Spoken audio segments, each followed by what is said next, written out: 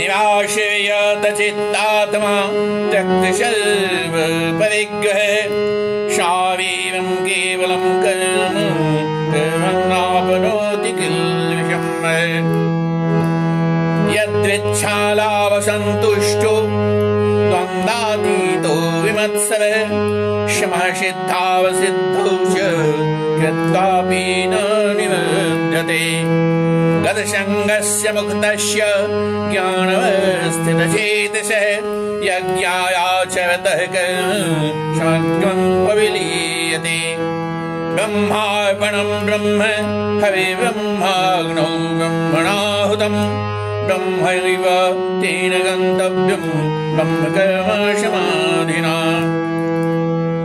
दैवमेवापरे यज्ञं योगिनः पर्युपासते ब्रह्माग्नावापरे यज्ञं यज्ञेनैवोपजुह्वति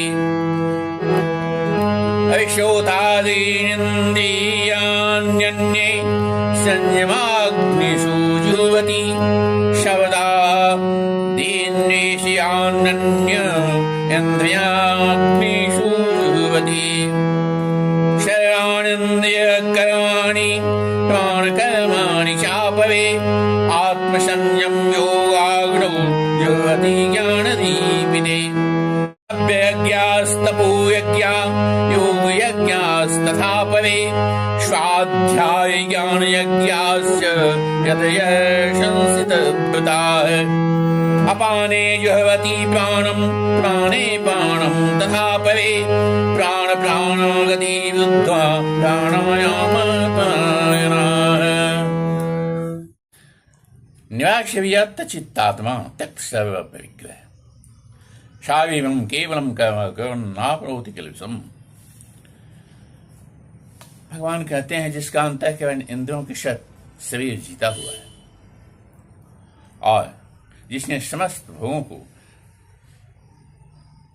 और समस्त भोगों की सामग्रियों को परित्याग कर दिया है, ऐसे आशारहित पुरुष जो है केवल शरीर संबंधित कर्म करता है और शरीर संबंधित कर्म करते हुए भी पापों को नहीं प्राप्त होता है।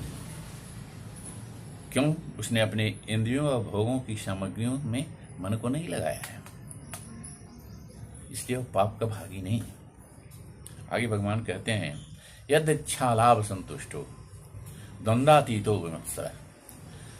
जो लाभ होता है, यद इच्छा लाभ संतुष्टो, जो लाभ हो जाता है उसी में वो व्यक्ति संतुष्ट हो जाता है, इच्छा उसकी पूर्ण हो जाती है।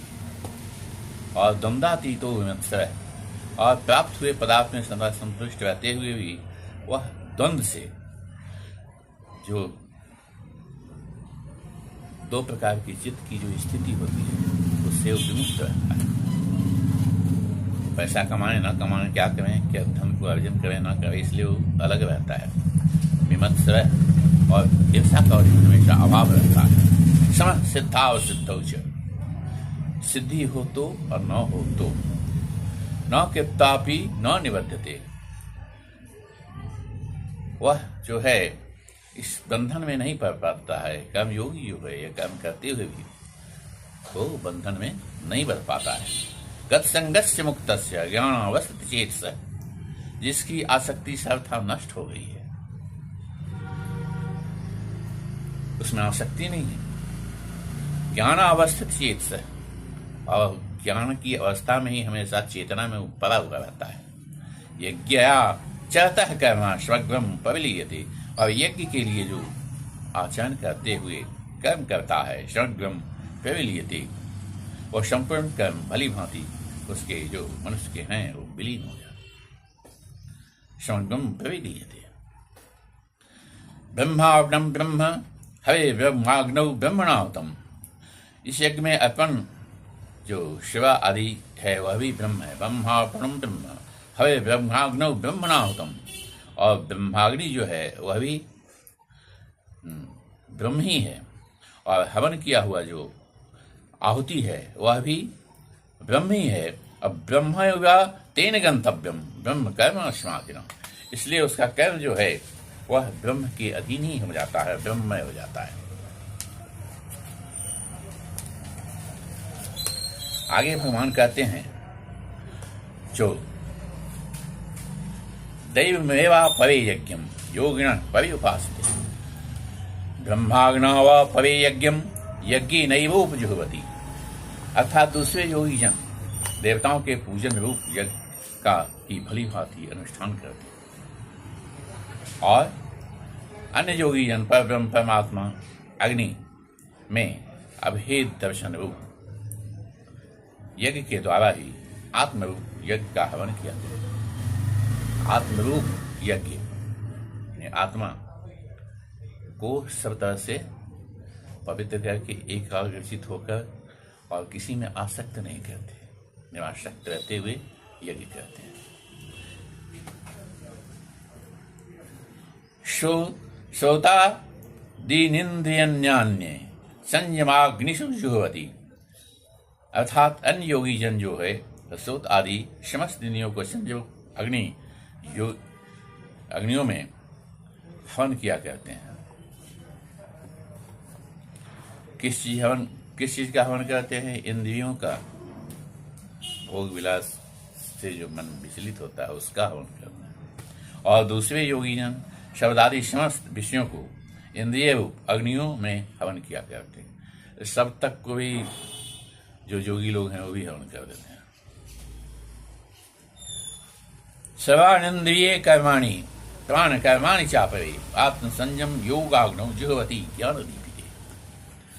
जो ज्ञानी जन हैं, जो ज्ञानी योग्य हमारे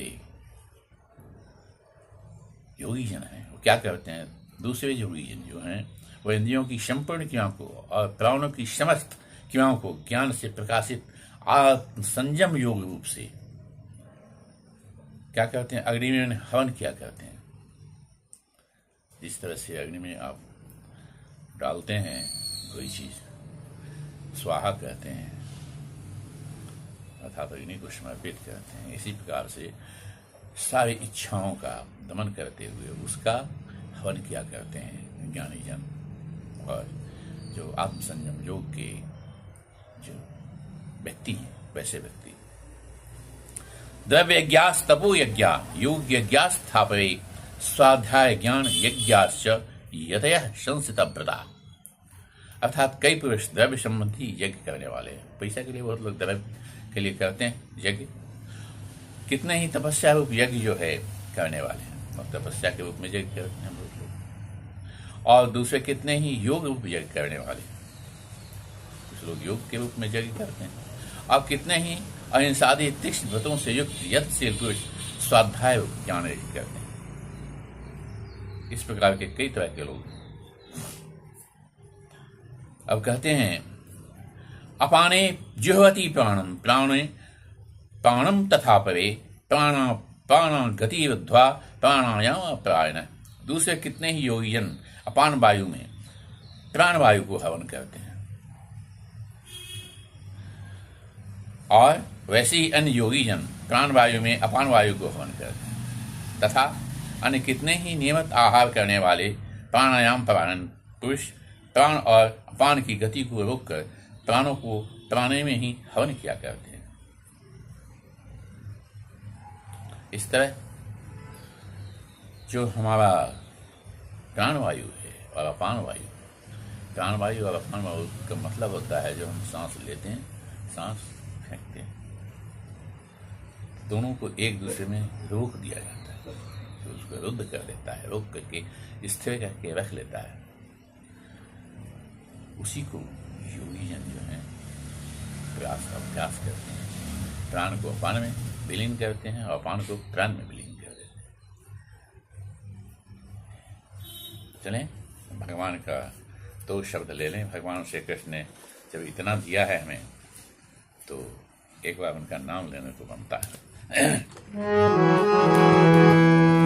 श्री कृष्ण गोविंद हरि मुरारे हे नाथ नारायण वासुदेव, हे नाथ नारायण वासुदेव, हे नाथ नारायण वासुदेव।